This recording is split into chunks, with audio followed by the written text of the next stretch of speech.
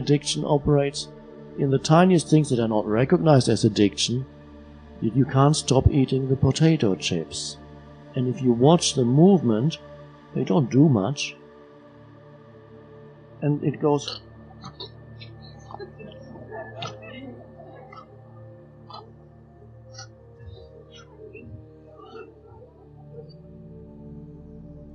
It's an adding. You're not a lot of nutritional value, or it could be other kinds of junk food. You see, smoking.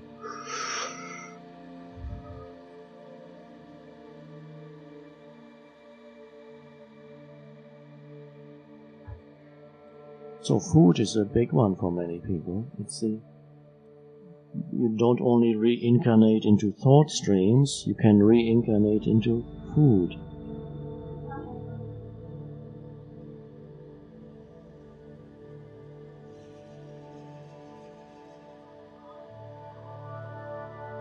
And for a moment it seems to work. You feel a little bit more complete after eating a box of chocolates.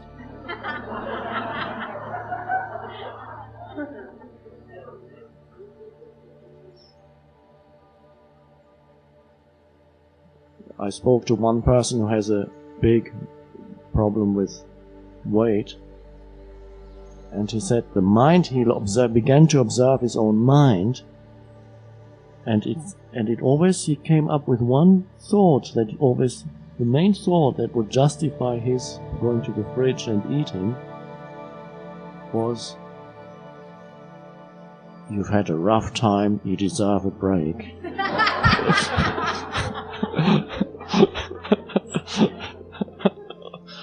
And of course, every day he was having a rough time. And then he observed that mind movement. Oh. And next time it came, he allowed that mind movement to be there, and he just sat there with it, without moving to the fridge, because he recognized that.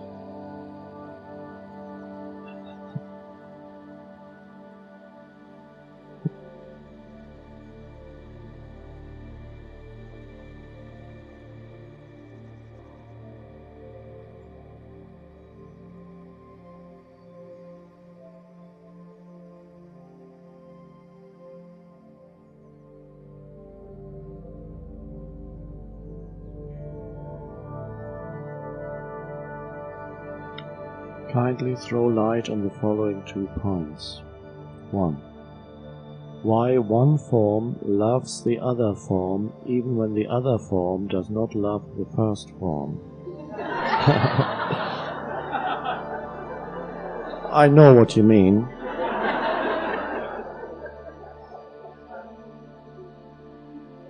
We know what you mean. Why is love not reciprocated? Why does one-way love traffic situation arise? I am placing my aching heart before you. Please operate.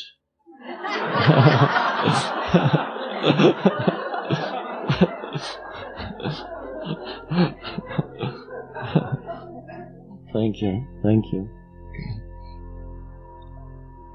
All right, I will begin the operation.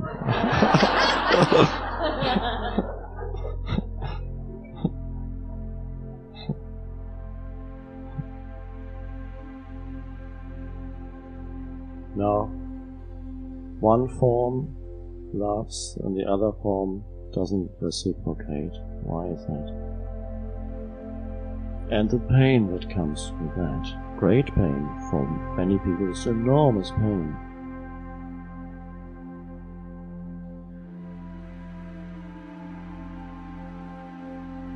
Now, you know that the basic condition of the self, of the egoic self, is one of a very deep-seated sense of lack, of not enough, of not complete. And then it tries to fill through strategies. The mind itself tries to fill that lack that it knows and feels almost continuously, except for brief moments when something has been put in there, and then for a moment the lack is not felt. It never lasts long. So it looks for the next thing, and it looks to the future, it looks to add to me, to fill that hole that is always there, where I'm not myself, I'm not complete, I'm not home, I haven't arrived. And so all kinds of strategies are there. And one of the main areas where it looks to fulfill that lack is in the area of relationship, the other person, he or she. And then, when that happens, the entire focus of the self becomes focused on one other person who is perceived unconsciously as the one who is going to complete me, make me whole. He or she is the one. And so almost an obsessive attachment forms to that image, that form of that person. And that is called falling in love. And sometimes, if you're lucky, the other person feels the same about you, that you are going to complete him or her also.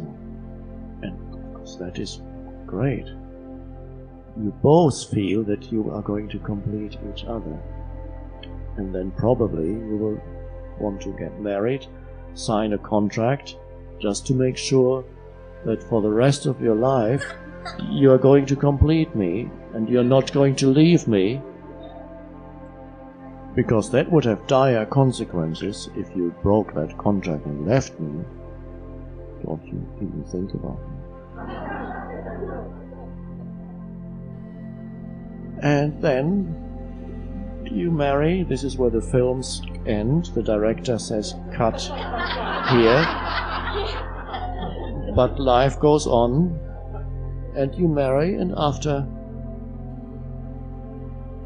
perhaps even during the honeymoon, the first doubt comes into your mind whether this actually works,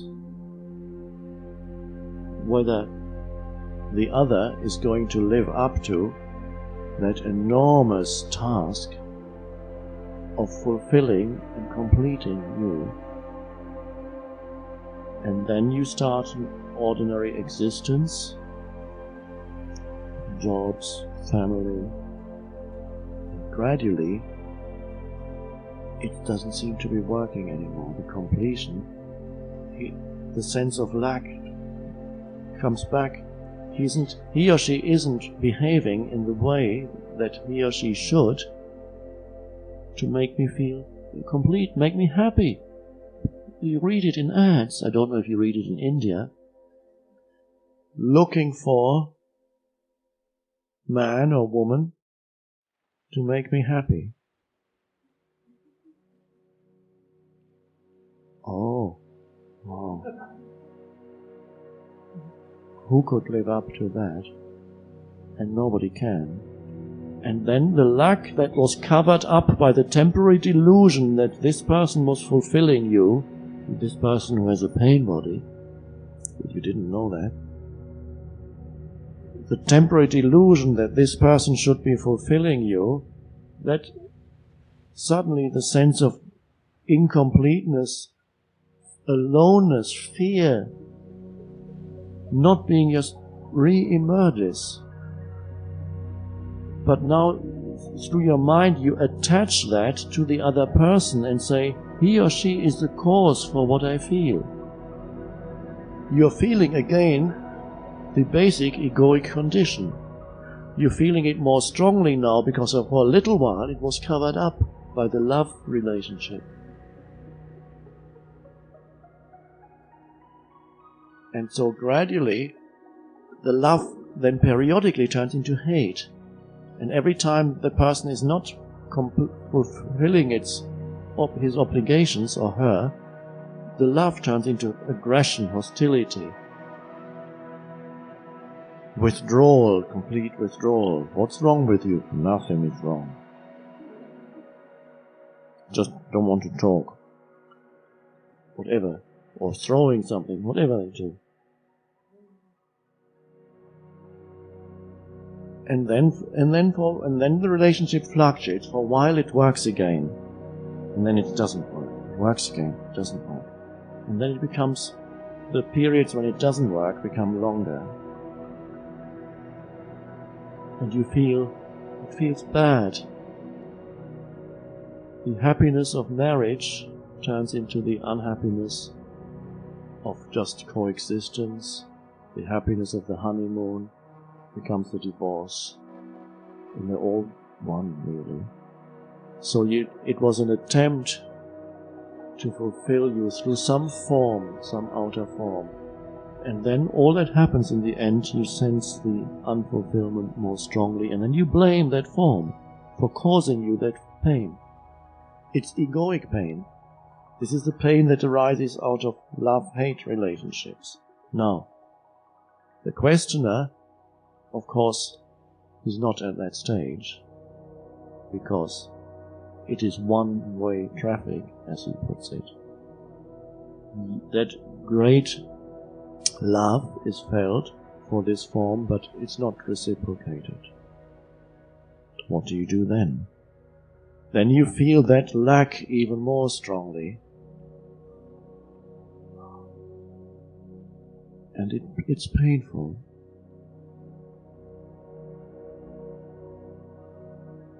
And there's the tendency for the mind to weave all kinds of fantasies around it, all kinds of stories. And the self gets in there and becomes a very painful self-image of me. And it can then, if that goes on, it can happen that that attraction turns into hate. Can happen. I'm not saying it will happen in your case. And then you see it never was love in the first place. So what is called love is that deep-seated need of the ego. Its focus is on one form.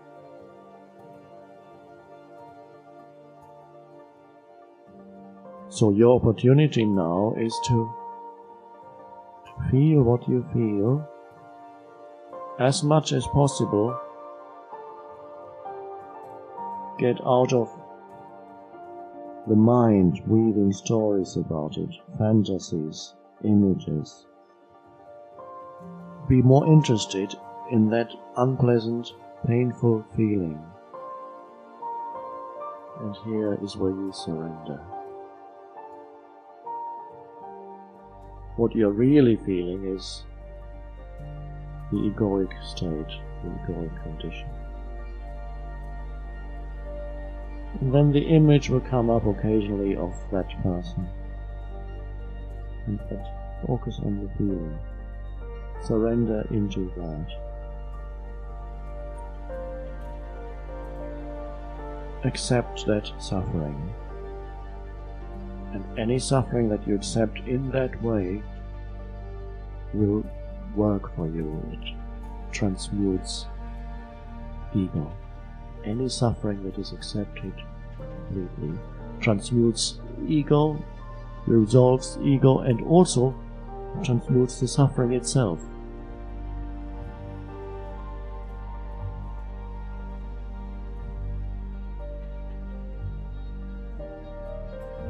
So it's an opportunity. If not now, you would have to practice it. If your love were reciprocated, you would have to practice in a couple of years. You would have a year or two of illusion. That's nice.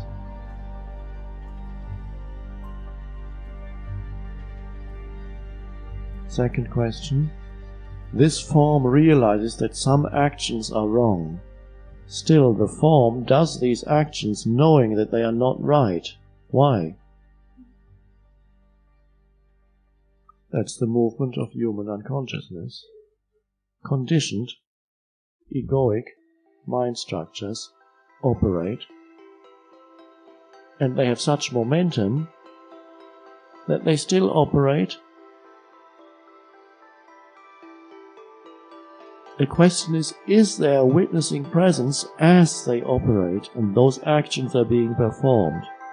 Or does the witnessing presence come in after the action has been performed?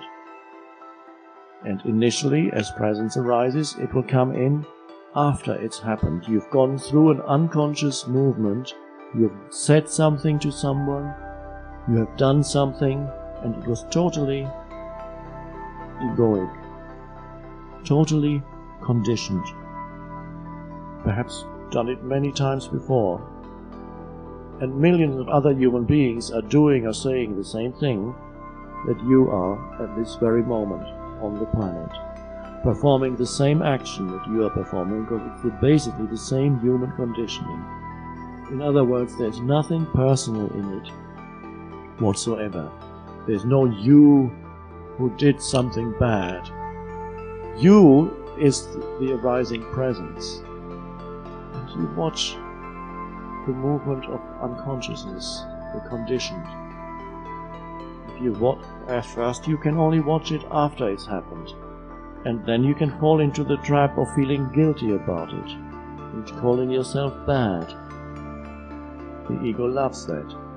If you can't call yourself good, we said it before, it'll be very happy calling yourself bad, because at least you know who you are.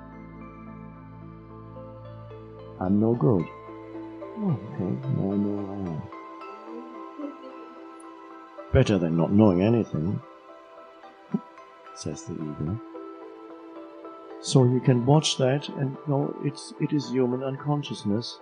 And then as presence arises, you will wake up in the middle of it. And that may happen next time. The same action, the same speech coming out of your mouth. And in the middle of it coming out of your mouth, there is a witnessing presence. And you can see it's like a script, an actor who has been conditioned to perform, to act out that script. And you've the same that many times before, the same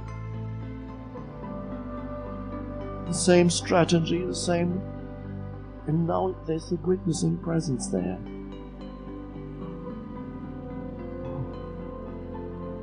And that is the beginning. This is now when those structures weaken, become less heavy. The moment the witness arises, those otherwise very heavy structures that you could never hope to get rid of unless you enter a different consciousness, a deeper, the non-conditioned. Suddenly you could be, and then it happens again. It may not be the last time, because there's a momentum to that. And all those other things that you know are there to enhance your sense of self and diminish somebody else's sense of self. Very favorable. One of the favorite ego strategies, the delusions, through diminishing somebody else's sense of self by criticizing, accusing, saying something to hurt. You know it's wrong, you say it happens. And then in that moment the self feels bigger because it has diminished somebody else's self. A lot of suffering in human interactions is caused by that. And it's a form of delusion, of course, because you've only strengthened the delusion in yourself through that. And then suddenly, at first you see it after the event, and then you see it as it happens. And you look through it, you see the madness of it, that you have only strengthened an illusion. And all those things that are connected with ego structures, envy. Envy means you feel diminished in that illusory self because somebody else has or is able to do more than you. Has more of this, is better at that, has a nicer looking that, more knowledge, better appearance. You compare, and then you feel diminished, and then you feel hostility towards that entity that seemed to diminish you. It's all total madness, a total illusion. But it operates as motivating factors in people's lives.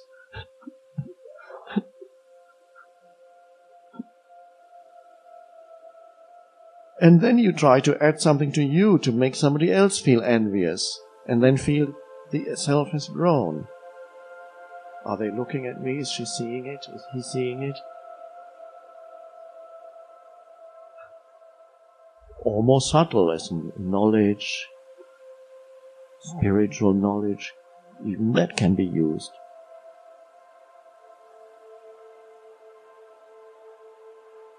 Quoting scriptures, "You little worm, you know nothing, let me tell you."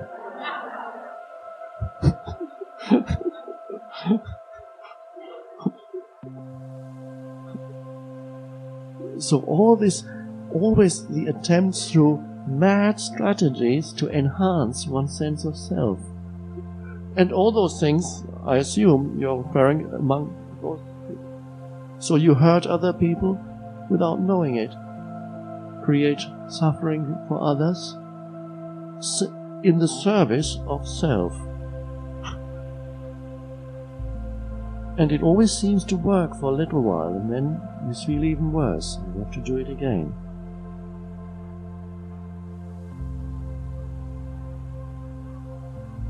So the only way to get out of that, and I believe that's the question.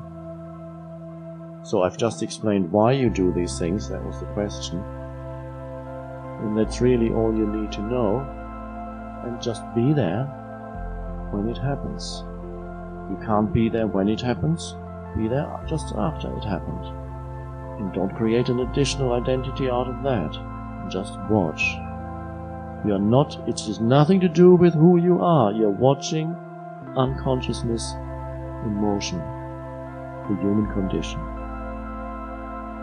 And so, more presence arises.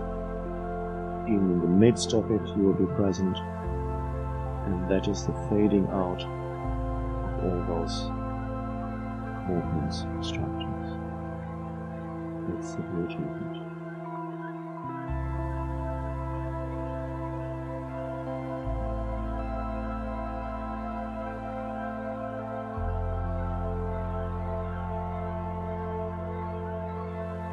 One more question. The Enneagram is an old Sufi model of the different aspects, qualities of soul, spirit, being, and their relation to different personality types. Have you studied it?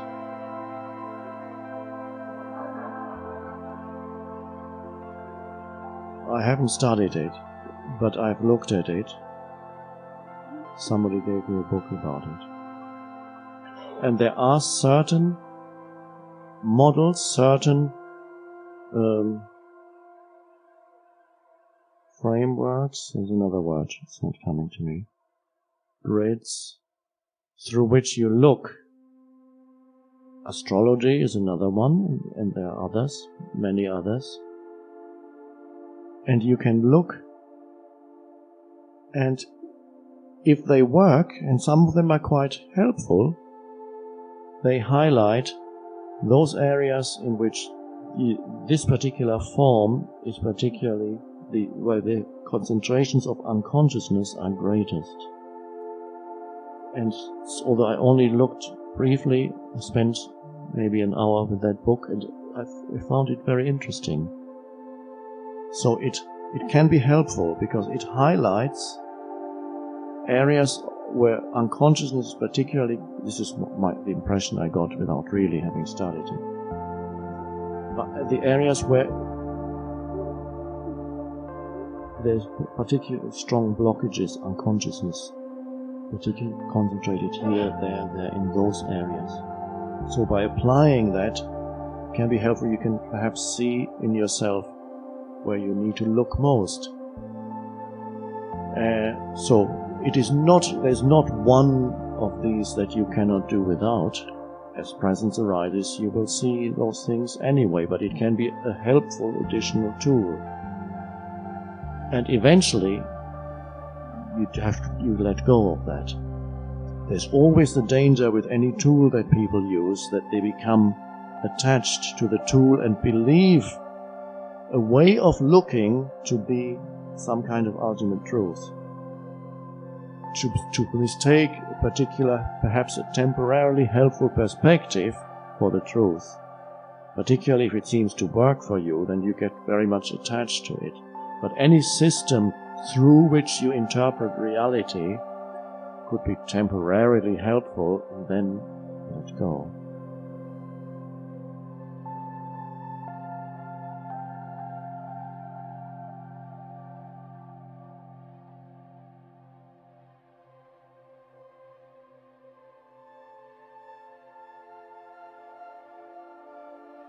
If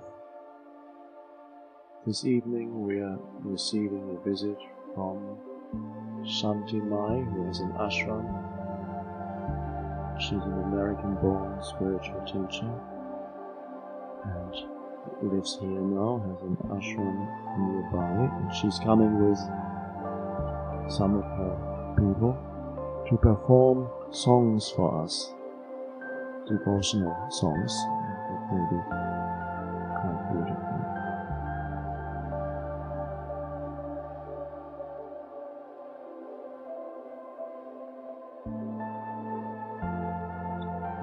That reminds me, there were some questions about devotion, but we may come to them tomorrow. Devotion.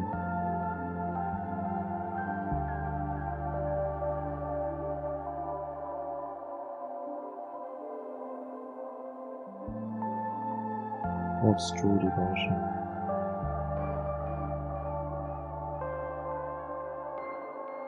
All these words, they're all aspects of one state.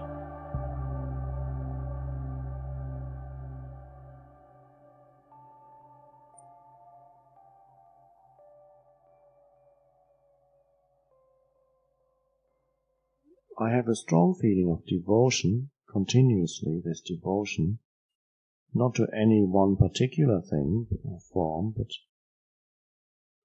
when you know your own nothingness, you're in a state of devotion. It's hard to explain.